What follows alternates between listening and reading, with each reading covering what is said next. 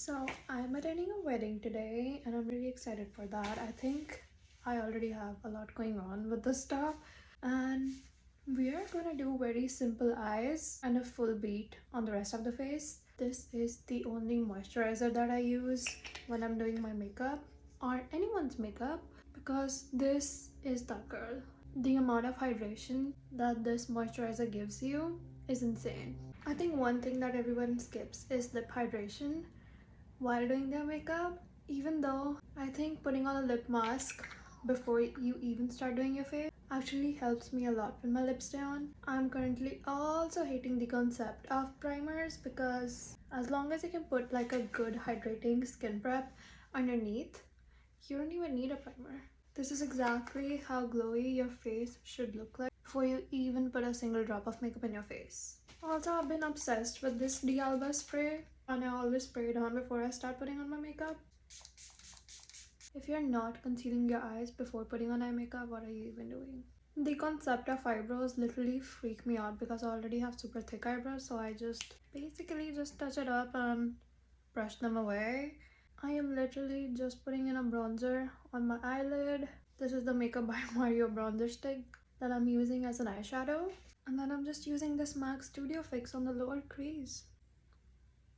I'm not even putting a liner on, I'm directly putting a false lash on. So I have super droopy eyes, so putting a lash just on the corners just doesn't work for me. So I'm always putting a lash from the inner corner towards the end so it looks even bigger.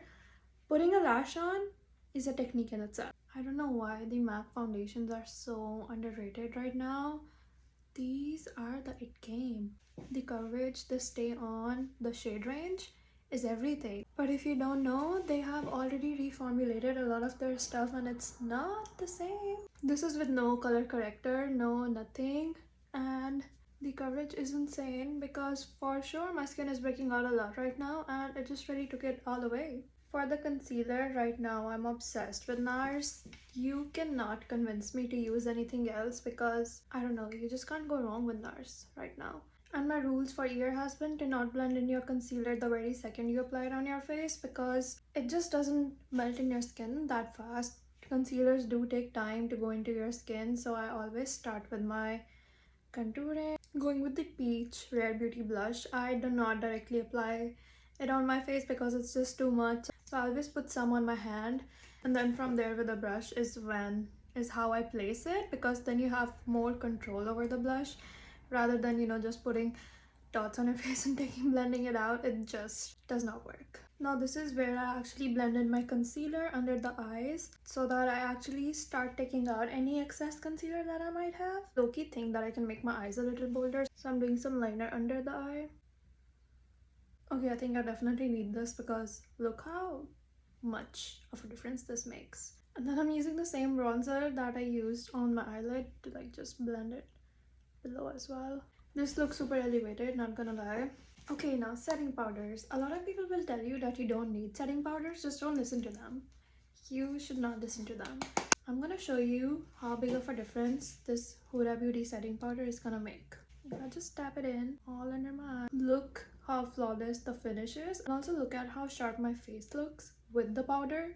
So if anybody tells you don't need a powder, just don't listen to them. You need powder. You would definitely need powder.